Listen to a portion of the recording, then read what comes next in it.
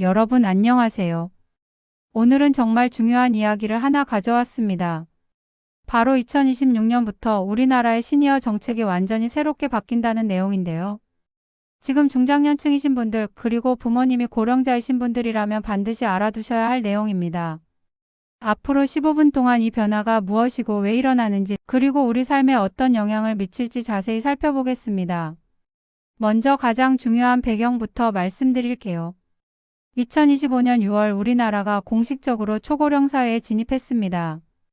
초고령 사회라는 건 전체 인구 중에서 65세 이상 인구의 비율이 20%를 넘어섰다는 의미예요.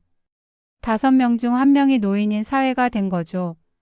이건 단순한 숫자의 변화가 아닙니다. 우리 사회 전체의 구조가 근본적으로 달라져야 한다는 신호예요. 그동안 우리나라의 노인 정책은 어땠을까요? 솔직히 말씀드리면 굉장히 단순했습니다. 주로 복지급여를 주거나 소득을 보전해주는 방식이었어요. 기초연금을 주고 경로당을 운영하고 공공근로 일자리를 제공하는 정도였죠. 물론 이것도 중요한 정책들이지만 초고령 사회에서는 이것만으로는 부족합니다. 왜냐하면 지금의 고령자들은 과거와 완전히 다르기 때문이에요. 생각해 보세요. 지금 65세, 70세 되시는 분들이 예전 어르신들과 같나요? 전혀 다릅니다. 훨씬 더 건강하고 활동적이고 교육 수준도 높고 디지털 기기도 어느 정도 사용하시죠. 무엇보다 은퇴 이후에도 20년, 30년을 더 사셔야 하는 분들이에요. 이런 분들에게 단순히 용돈만 주고 경로당에서 쉬라고 하는 건 시대에 맞지 않는 거예요. 그래서 정부가 드디어 움직이기 시작했습니다. 2026년부터 시니어 정책을 완전히 재설계하겠다고 발표한 거죠. 이번 정책 변화의 핵심은 뭘까요? 바로 고령자를 단순한 복지 수혜자가 아니라 사회의 당당한 구성원으로 보겠다는 겁니다. 소비자이자 노동자이고 건강의 주체이자 사회 참여자로 인정하겠다는 거예요. 자, 그럼 구체적으로 어떤 변화들이 일어나는지 하나하나 살펴볼까요? 첫 번째로 가장 논란이 될 수 있는 변화가 있습니다. 바로 시니어 연령 기준을 재설정한다는 거예요. 지금까지 우리는 만 65세가 되면 노인이라고 생각했어요. 법적으로도 그렇게 정해져 있었고요. 그런데 정부가 이 기준을 점차 높이는 방안을 검토하고 있습니다. 일부 보도에 따르면 만 70세를 새로운 기준으로 삼는 안도 거론되고 있다고 해요. 이 소식을 들으시면 어떤 분들은 걱정하실 수 있어요. 혹시 연금이나 복지 혜택을 늦게 받게 되는 건 아닐까 하고요. 물론 이런 우려가 이해는 갑니다. 하지만 정부의 의도를 정확히 이해할 필요가 있어요. 이건 단순히 복지 비용을 줄이려는 게 아니라 노인복지 수혜 범위와 시점을 다시 설계하겠다는 의미예요. 현실적으로 생각해보면 지금 65세가 예전 65세와 같지 않잖아요. 의학이 발달하고 생활 수준이 높아지면서 평균적으로 훨씬 더 건강하게 오래 사시게 됐어요. 그러니까 65세부터 70세까지는 여전히 활발하게 경제활동도 하고 사회활동도 할 수 있는 시기인 거죠. 이 시기를 어떻게 보내느냐가 이후 삶의 질을 결정하는 경우가 많고요. 그렇다고 해서 65세부터 69세 사이의 분들을 방치하겠다는 건 절대 아닙니다. 오히려 이 연령대에 맞는 새로운 지원 정책들이 만들어질 거예요. 일자리 지원이나 건강관리 프로그램 같은 거죠. 진짜 집중적인 노인복지는 70세 이상에게 더 강화해서 제공하겠다는 전략인 셈이에요. 두 번째 중요한 변화는 노인복지법이 대폭 개정된다는 겁니다. 2026년부터 개정된 노인복지법이 본격적으로 시행될 예정이라고 해요. 이전까지의 노인복지법은 솔직히 좀 구시대적이었어요.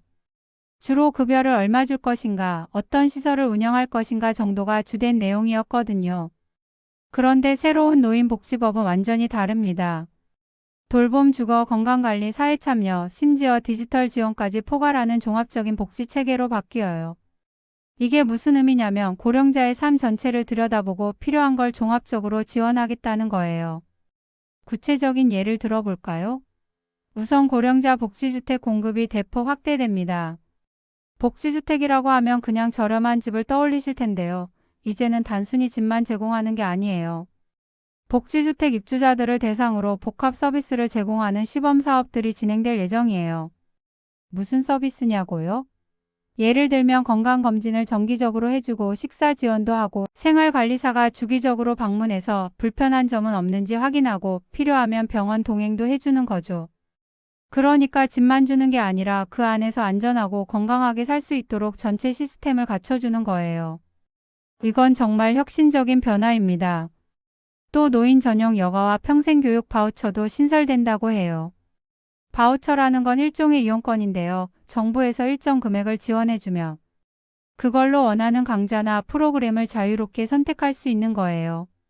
그림 그리기를 배울 수도 있고 외국어를 공부할 수도 있고 컴퓨터를 배울 수도 있어요. 자기가 원하는 걸 선택할 수 있다는 게 핵심이에요. 노인 친화형 시설과 체육센터도 크게 늘어납니다. 지금까지는 노인들이 운동하려고 해도 마땅한 곳이 별로 없었어요. 일반 헬스장은 젊은 사람들 위주고 경로당은 그냥 쉬는 공간이지 운동시설이 제대로 갖춰진 곳이 아니었죠. 이제는 노인의 신체 조건에 맞는 운동기구를 갖추고 전문 강사가 있는 체육시설들이 전국적으로 확충될 거예요. 경로당 지원도 강화됩니다. 경로당이 단순히 화투치고 수다 떠는 공간이 아니라 건강관리도 받고 교육도 받고 취미활동도 할 수 있는 복합 커뮤니티 센터로 거듭나는 거죠. 냉난방 시설을 현대화하고 디지털 기기를 설치하고 다양한 프로그램을 운영할 수 있도록 예산을 대폭 늘린다고 합니다. 또 하나 중요한 게 응급호출기 보급 확대예요. 혼자 사시는 어르신들이 정말 많잖아요. 갑자기 쓰러지거나 다치면 어떡하나 항상 불안하죠.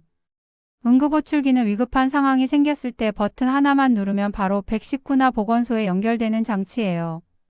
이걸 필요한 모든 독거노인 가정에 무료로 보급하겠다는 계획입니다. 생명을 구하는 아주 중요한 정책이에요. 세 번째 큰 변화는 시니어 일자리 정책이 완전히 개편된다는 겁니다. 지금까지 노인 일자리라고 하면 뭐가 떠오르세요? 공원 청소하기, 주차 관리하기, 급식 보조하기 같은 거 아니었나요? 솔직히 말하면 대부분 단순 공공근로였어요. 물론 이것도 필요한 일이고 소득이 생긴다는 점에서 의미가 있죠. 하지만 한계가 명확했어요. 첫째, 일의 내용이 너무 단순해서 보람을 느끼기 어려웠고요. 둘째, 수입이 너무 적었어요. 한 달에 몇십만 원 버는 수준이었죠. 셋째, 그동안 쌓아온 경력이나 전문성을 전혀 활용할 수 없었어요. 평생 회사에서 임원까지 했던 분이나 전문 기술을 가진 분이나 모두 똑같이 단순 노동만 하게 되는 거예요. 2026년부터는 이게 확 바뀝니다. 공공 중심의 단순 일자리에서 벗어나서 전문형 일자리와 민간기업 연계형 일자리가 대폭 확대돼요. 전문형 일자리라는 건 뭘까요? 예를 들어 평생 교육 분야에서 일하신 분이라면 학교나 도서관에서 멘토로 활동할 수 있어요. 기술자 출신이라면 중소기업에서 기술 자문을 할 수 있고요. 영업이나 마케팅을 했던 분이라면 스타트업에서 고문 역할을 할 수도 있어요. 민간기업 연계형 일자리는 더 흥미로워요. 실제로 기업들이 고령자의 경험과 네트워크를 필요로 하는 경우가 많거든요. 특히 B2B 영업이나 정부 사업 수주, 지역 커뮤니티와의 협력 같은 분야에서는 오히려 연륜 있는 분들이 더 유리할 때가 많아요. 정부가 이런 기업들과 적극적으로 매칭해서 양질의 일자리를 만들어내겠다는 거죠. 이런 변화의 핵심 키워드가 바로 액티브 시니어예요. 액티브 시니어라는 건 단순히 나이만 많은 노인이 아니라 여전히 활동적이고 생산적이며 사회에 기여할 수 있는 고령자를 의미해요. 이제 정부가 고령자를 이렇게 보기 시작했다는 게 가장 큰 변화입니다. 보호받아야 할 약자가 아니라 능력 있는 인적 자원으로 보는 거예요. 만약 여러분이 지금 50대 후반이나 60대 초반이시라면 이 부분을 꼭 주목하셔야 해요. 몇 년 뒤에 은퇴하실 때쯤이면 이런 새로운 일자리 시장이 열려 있을 거예요. 단순히 용돈벌이가 아니라 진짜 경력을 살릴 수 있는 일을 찾을 수 있다는 거죠. 지금부터 준비하시면 훨씬 유리하겠죠? 네 번째 중요한 변화는 헬스케어와 의료 접근성 강화입니다. 특히 이번에는 전통의료, 그러니까 한의학을 적극적으로 연계한다는 점이 눈에 띄어요. 2025년 말 기준으로 정부가 발표한 계획에 따르면 2026년부터 한의사 노인 주치의제를 도입한다고 해요. 한의사 노인 주치의제가 뭐냐면요. 노인 한 분 한 분마다 전담 한의사가 배정되는 거예요. 그 한의사가 정기적으로 건강 상태를 체크하고 맞춤형 진료와 건강관리 서비스를 제공하는 거죠. 예를 들면 만성 통증이 있으신 분들은 침이나 뜸 치료를 정기적으로 받을 수 있고 소화가 안 되시는 분들은 한약 처방을 받을 수 있어요. 계절마다 체질에 맞는 건강관리 조언도 받고요. 왜 한의학을 강조하냐고요? 몇 가지 이유가 있어요. 첫째, 고령자들은 여러 가지 만성질환을 동시에 가지고 계신 경우가 많아요. 무릎도 아프고 소화도 안 되고 불면증도 있고 이런 식이죠. 양방에서는 각각 다른 약을 처방하다 보면 약이 너무 많아져요. 한약은 전체적인 몸의 균형을 맞춰주는 방식이라 이런 복합 증상에 효과적일 수 있어요. 둘째, 노인들은 오랜 시간 약을 먹다 보면 부작용 걱정이 크거든요. 한의학은 상대적으로 부작용이 적고 장기 복용이 가능한 경우가 많아요. 셋째, 예방 중심의 관리가 가능해요. 병이 생기기 전에 미리미리 건강을 챙기는 게 한의학의 강점이잖아요. 물론 한의학만 강조하는 건 아니에요. 양방 의료 접근성도 함께 개선됩니다. 동네 병원과 대형 병원의 연계를 강화해서 경증은 가까운 곳에서 치료하고 중증은 큰 병원으로 빠르게 이송되는 시스템을 만드는 거죠. 또 원격 의료도 확대될 예정이에요. 거동이 불편한 어르신들이 집에서도 의사와 화상 상담을 할 수 있게 되는 거예요. 이 모든 변화를 종합해보면 한 가지 명확한 방향이 보입니다. 바로 고령자의 건강관리 부담을 줄이고 다양한 의료 자원을 활용할 수 있게 만들겠다는 거예요. 양방이든 한방이든 병원이든 집이든 자기한테 맞는 방식으로 건강을 관리할 수 있도록 선택지를 넓혀주는 거죠. 자, 지금까지 2026년부터 달라지는 시니어 정책의 핵심 내용들을 살펴봤어요. 연령 기준 재설정, 노인복지법 개정, 일자리 정책 개편, 헬스케어 강화까지 하나하나가 다 중요한 변화들이죠. 그런데 이 모든 변화가 의미하는 게 뭘까요? 큰 그림을 다시 한번 정리해 볼게요. 지금까지 우리나라의 노인 정책은 간단했어요. 65세가 되면 시니어고 시니어가 되면 연금 받고 복지 혜택 받고 기초생활 지원 받는 거였죠. 노인을 주로 경제적으로 도와줘야 할 대상으로 본 거예요. 물론 이것도 필요한 일이었어요. 하지만 충분하지 않았죠.